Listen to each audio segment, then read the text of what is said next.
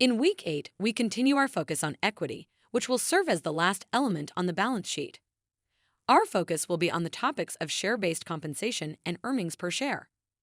Both will serve as tangential topics of shareholders' equity as they seek to explore the impact of changes in equity balances, methods of employee compensation, as well as income available to shareholders. We'll explore the methods of share-based compensation, including stock awards in units, stock options, and stock option purchase plans, as well as their impact on compensation expense. In the latter part of the chapter, we will turn our attention to earnings per share. Earnings per share is an important indicator of profitability of any organization, and it is one of the most widely used measures of profitability. Earnings per share as a key financial ratio offers a comparative view of the earnings power by comparing net income available to common shareholders, allocated to each outstanding share of common stock. We will review this as a topic both as it relates to the calculation of basic and diluting earnings per share. Share-based compensation is in the form of compensation whose value is tied to the market price of the underlying company's stock.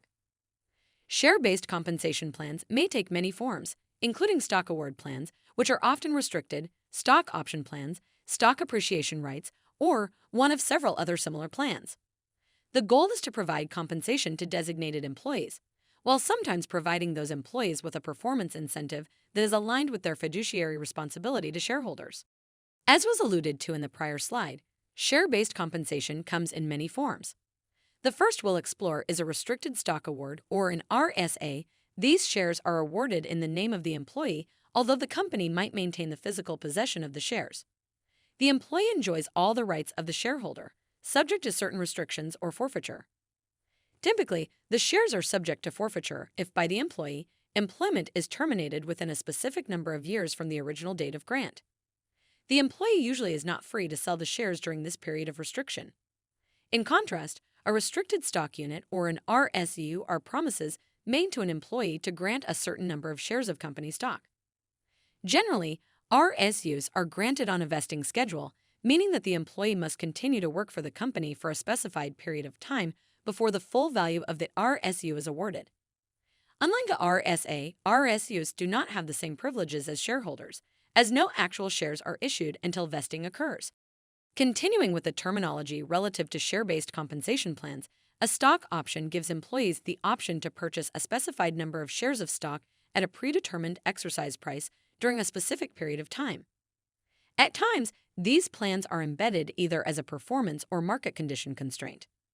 An employee stock purchase plan permits all employees to buy shares directly from their company at preferable terms with the goal of encouraging employee ownership. Employees benefit as they are able to purchase shares directly from the employer without brokerage fees, typically at a nominal rate. While in this conversation, I do not go deeply into the journal entries required to account for share-based compensation, it is important to note that compensation is measured at the fair value of the stock, options, awards, or units of the data grant. The company determines the total compensation cost at the date of the grant and allocates it to the period in which we benefit from the employee service. The fair value is determined or estimated by employing a recognized option pricing model. There is a differentiated approach to account for employee stock purchase plans, depending on whether the plan is determined to be non-compensatory or compensatory. If the criteria are met for the plan to be determined to be non-compensatory, the sale of new shares is recorded as an employee purchase and no compensation expense is reported. To be determined as non-compensatory, all employees must be eligible to participate. Employees must have no longer than 1 month. The price is determined to determine whether or not they will participate, and the underlying discount contained not exceed 5%. If the plan does not meet those criteria, then it is determined that the plan is compensation related and the discount given to the employees is needed to be recorded as a compensation expense. For the remainder of the chapter, we will focus on earnings per share. Earnings per share, or EPS, is a financial ratio. It is the proportion of a company's profit allocated to each share of common stock. EPS serves as an important indicator of a company's profitability. To calculate EPS, the balance in the income statement comes together to find the weighted average number of shares, the dividend paid on preferred stock if applicable, and/or the net income or net loss for the given period. The way in which we engage in the computation of earnings per share will be dependent on whether or not the underlying organization has either a simple or complex capital structure. In a simple capital structure, the corporation has only common and non-convertible preferred stock and has no convertible securities, stock options, stock warrants, or other outstanding rights.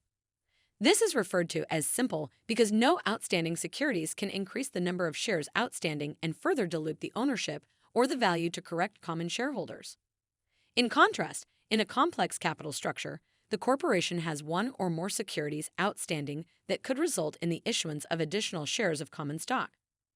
If the capital structure of the company includes stock options, warrants, restricted stock units, etc., these investments, if exercised, could increase the total number of shares outstanding, further potentially diluting the earnings of the existing shareholders. There are two calculations of earnings per share, the first being basic and the second being diluted. Basic earnings per share is calculated for a simple capital structure where there are no potentially dilutive securities. This calculation considers only common shares issued and outstanding and reflects only income available to common shareholders, and it does not include preferred stock. Under diluted earnings per share, it contains all potentially diluted securities as illustrated under the complex capital structure. It accounts for these securities that are not common stock but might become common stock through their exercise or conversion. A corporation with a complex capital structure is required to report both basic and diluted earnings per share calculations. First, we'll turn to our basic EPS calculation. This is calculated by taking income available to common shareholders, the difference between the company's net income and dividends paid for preferred stock, and then dividing them by the average number of shares outstanding. To further complicate this calculation, EPS will have to be calculated based on income from continuing operations, discontinued operations, and bottom line net income. Further complicating it is that the average of the number of shares outstanding will change depending on the issuance or reacquisition of common stock, as well as any stock dividends or stock splits. First, we'll begin with the numerator, income available to common shareholders, or net income less preferred stock. When preferred shareholders are entitled to a specific allocation of earnings, i.e., their preferred stock dividend, these amounts are subtracted from net income before calculating earnings per share. The complication lies in dividends in arrears for cumulative preferred stock, in which case we would subtract dividends on cumulative preferred stock, even if it is not declared in the period, with the presumption that dividends will eventually be paid from current earnings. Next, we move on to the denominator, the weighted average shares outstanding. It is more accurate to use a weighted average approach to the number of common shares outstanding over the reporting period, as the number of shares can vary and change over time. Any stock dividends or stock splits that occur must be reflected in the calculation of weighted average shares outstanding, as well as the issuance of new shares or the reacquisition of common stock through treasury stock buybacks. Why do we further complicate things and use the weighted average? The resources the stock sale provides are available for generating income only after the date on which the shares are sold. Weighting is necessary to ensure that the shares in the fraction of the denominator are consistent with the income in the numerator. You'll notice in Canvas that I provided a weighted average shares outstanding template, and I encourage you to take a moment and access this now. First, we'll engage with a simplified example. Here, we have just a number of transactions that have occurred relative to common stock during the financial reporting period. We're going to start out the year on January 1 with a number of shares outstanding of $10,000. I would enter that into the share column, and under that column, I would really enter my audit trail, if you will, under the number of shares column, where here I would just make a note of the beginning balance. And then I would ask how long those shares were outstanding in that reporting period. The answer is that they are outstanding until the next transactional date of May 1, when we issue new shares, 5,000 new shares out into the marketplace. So that $10,000 balance was applicable from January all the way through to the end of April. And then, on May 1, the number of shares outstanding has now increased to 15,000. I would make a little note under my number of shares column that maybe just as plus 5,000 to account for new share issuance. Next, I would look and question how long those 15,000 shares were outstanding, and the answer would be that they were outstanding through the beginning of November when I repurchased 2,000 shares of treasury stock. So those 2,000 shares would actually decrease, so now I have 13,000 shares outstanding for that period of time. And again, under my audit column, I would make a little note that says minus 2,000 to note the repurchase of treasury stock. Then you might notice that I have not accounted for the period of time or the proportions of the year. I tend to go back and do this, and so I go back and say, okay, so the period of January 1 through April 30th, and I go back again and say, okay, the period of time from May 1 to October, and then finally November through December. The proportion of the year is always going to be over the denominator of 12. So I think about how many months was the balance of 10,000 outstanding, and in the first example, it was outstanding for January, February, March, and April. So 4 out of the 12 months, and then again, I would move on to the next scenario. This balance was outstanding for May, June, July, August, September, and October for 6 out of the 12 months. And then finally, that last balance of 13,000 was in effect for 2 months out of the year. And then under that proportions of the year column, I would just do a little quick sum to make sure that I have accounted for 12 out of the 12 months. And we'll see that solution identified on the next slide. As we explore the solution, I want to make a couple of notes to point out where we left off. Once you've identified all the inputs into your template, you now need to do the computation to determine the number of weighted average shares outstanding. To do this, we're going to take the proportions of a year. For January 1 through April 30, or 4/12, multiplied by the 10,000 to give a weighted average share outstanding for that time period of 3,333. And we'll do that for each of the 2 subsequent transactions that occurred, and we have a total weighted average of 13,000 shares. I do want you to note that 13,000 as a weighted average does happen to agree to the total number of shares outstanding for that current period. However, please note that that is happenstance and won't mathematically always work out to be true. Next, we explore the impact of stock dividends and stock splits under the calculation of earnings per share. The complication exists when new shares are sold, and both assets, i.e., cash and stockholders' equity, are increased by the additional investment from the firm's shareholders. In a stock dividend or stock split, only the number of shares increases without affecting the firm's assets. This, in effect, would be a pie just divided into more pieces, and the result is a larger number of less valuable shares. Unlike the sale of new shares, this would not be interpreted as a dilution of earnings per share. The shareholders' interests in their company earnings have not been diluted. Instead, each shareholder's interest is represented by more, albeit less valuable shares. The additional shares created by a stock dividend or a stock split are not weighted for the period of time in which they were outstanding. Instead, the increase is treated as if it occurred at the beginning of the period or rolled back to the earliest period presented on a comparative income statement. For illustration, the number of shares outstanding after a 10% stock dividend is 1.1 times higher than before. This multiple is applied to both the beginning shares as well as new shares sold before the stock distribution. If this had been a 25% stock dividend, the multiple would simply have been 1.25. And for our illustration, we also have a 2-for-1 stock split. This would mean a multiplier of 2 and so on. Next, we're going to build on the earlier example, and here I'm going to focus specifically on the stock dividend and stock split and the impact that it will have had on our prior illustration. Here, you'll notice that on April 1, we now have a 10% stock dividend that I've introduced, as well as on December 1, we have a 2-for-1 stock split. I want you to notice the underlying impact. Let's start with April 1. On April 1, we originally had 10,000 shares outstanding. We issued a 10% stock dividend, which ultimately increased the number of shares by 1,000, or 10% of the 10,000. And we noticed that we roll back the impact of that stock dividend all the way to the prior period of January 1 through March 31 by adding multiples of 1.1. Then I'd also want us to fast forward to December 1. On December 1, we have a 2-for-1 stock split. So this meant that we had outstanding shares on November 30th of 14,000, and we now have 28,000 shares as we multiply that by 2.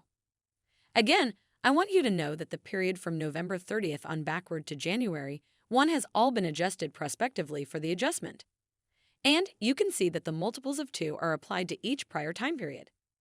Again, the way in which this will impact our calculation is that we multiply across, now picking up the impact of the stock dividend or stock split columns in our weighted average calculation. Before we leave earnings per share, there's an earnings per share process that I've developed, or a series of questions that I often ask myself as I consider the inputs to the equation. The first is as I'm defining net income less preferred stock over weighted average shares outstanding. So again, just a reminder of that definition. The first question I always ask yields a net income. what is the net income from continuing operations? Second, is there preferred stock and the capital structure? If the answer is no, then the numerator simply stays our net income or income from continuing operations. If there is preferred stock, then have there been any preferred stock dividends declared? Again, to us, if the answer is yes, then we would subtract that from our original numerator. If no stock dividends have been declared, then I move on to ask the question if preferred stock is cumulative. If it's cumulative, then I would go ahead and subtract the preferred stock dividend regardless of whether or not has been declared in the current year or not. Now moving away from the numerator, I explore the inputs to the denominator. My first question would be what are the number of common stock shares outstanding at the beginning of the period that becomes my baseline? Then I ask a series of 4 questions. Were there any new stock issuances, treasury stock buybacks, any stock dividends, or stock splits? If the answer is yes to any one of these 4 questions, then I have to go through the weighted average common shares outstanding calculation as illustrated in some of our examples. In our final topic, relative to earnings per share, we explore the diluted EPS calculation. Diluted EPS is a calculation used to gauge the quality of a company's earnings to account for securities that are not common stock but might become common stock through their exercise or conversion. Convertible securities are all the outstanding convertible preferred stock, convertible debt, stock options, and stock warrants. As we explore the calculation, it is net income as our numerator adjusted for any after-tax impact of interest or preferred stock dividends, then divided by the weighted average common shares outstanding, assuming the maximum potential dilution of any of those underlying securities. For the purposes of this presentation, we will focus on stock options, convertible preferred stock, as well as convertible bonds. We should also take time to denote the diluted earnings per share as it relates to anti-diluted earnings per share. If the impact of the conversion or exercise of any potential common shares would be to increase rather than decrease earnings per share, it's considered anti-diluted. Therefore, the potentially diluted securities would be ignored in calculating both basic and diluted EPS. Convertible securities give the holder the right to exercise or the option to purchase common stock at either a specified exercise price or a designated time. Dilution occurs from the possible exercise and should be reflected in the calculation of diluted earnings per share. To include the diluted impact of the security means to calculate earnings per share as if, for example, we pretend that the increase of the shares has already occurred. Dilution only occurs if the inclusion of the potentially diluted securities reduces the basic EPS calculation or increases the loss on a per-share basis and is deemed or not deemed anti-diluted as defined earlier. We have a number of key assumptions that we explore. The first is that the exercise is assumed to have occurred on the first day of the year unless it is issued at a later date.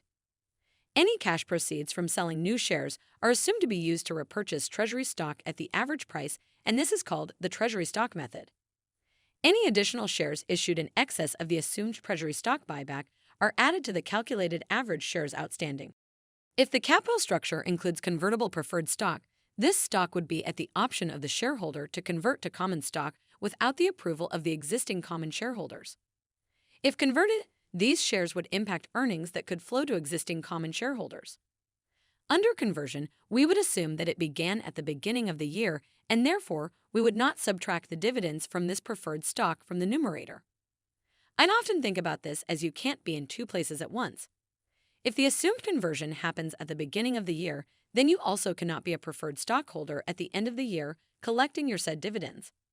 Therefore, the adjustment to the numerator to account for the preferred stock would no longer include the preferred stock dividends in the calculation of the numerator or the income available to shareholders.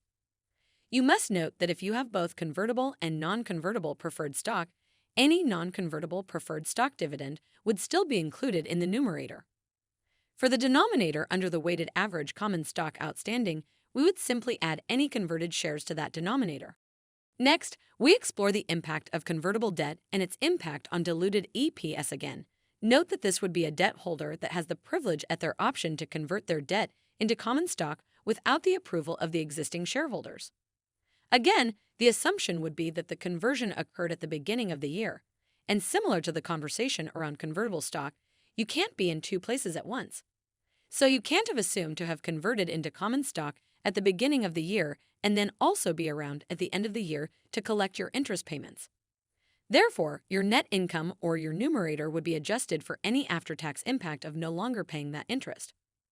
The weighted average shares outstanding for your denominator would be adjusted for any potentially converted shares.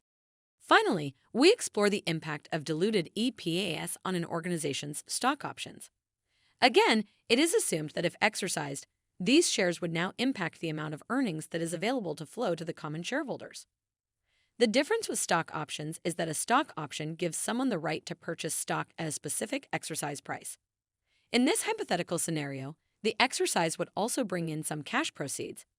The first assumption is that these cash proceeds for the conversion are assumed to be used to purchase treasury stock at the average market price. Again, we use the average market price because we keep in mind that diluted earnings per share are a bunch of hypothetical scenarios that we're building. The second assumption is that treasury stock is then assumed to be reissued to common shareholders to minimize potentially diluted impact. Any additional shares issued in excess of what treasury stock can cover would therefore be added to the denominator or added to the weighted average shares outstanding. Now keep in mind that in these three prior scenarios of convertible preferred stock, convertible debt, and now convertible stock options, we are exploring what-if scenarios or hypotheticals. Now, what if we had a conversion of one of those three options does exist? On the actual date of conversion, we would treat it as if new shares were issued. This would cause an actual increase of shares on the date of conversion or the date on which the exercise took place, and that then would factor into the weighted average calculation. If we have an assumed conversion for the period before the conversion, we will still calculate those as potentially diluted securities for that isolated period of time. For example, if the actual conversion happened on April 1, then we would treat them as new shares on April 1 all the way through the end of the year. But the period of January 1 through April 1 would be an assumed conversion, and we would treat that for the proportional portion of the year as a potentially dilutive security. In our final topic, we explore financial statement disclosures relative to EPS. EPS must be disclosed for all reporting periods presented in the comparative income statement. This disclosure is required on the face of the income statement. Basic earnings per share and diluted earnings per share must be reported separately for income from continuing operations and net income when the income statement includes discontinued operations. Per share amounts for discontinued operations would be disclosed either on the face of the income statement or in the notes of the financial statement. Prior period earnings per share would be restated for any prior period adjustments, as well as any stock dividends or stock splits. A reminder that corporations without complex capital structures would not be required to report diluted earnings per share and would only be required to report basic earnings per share.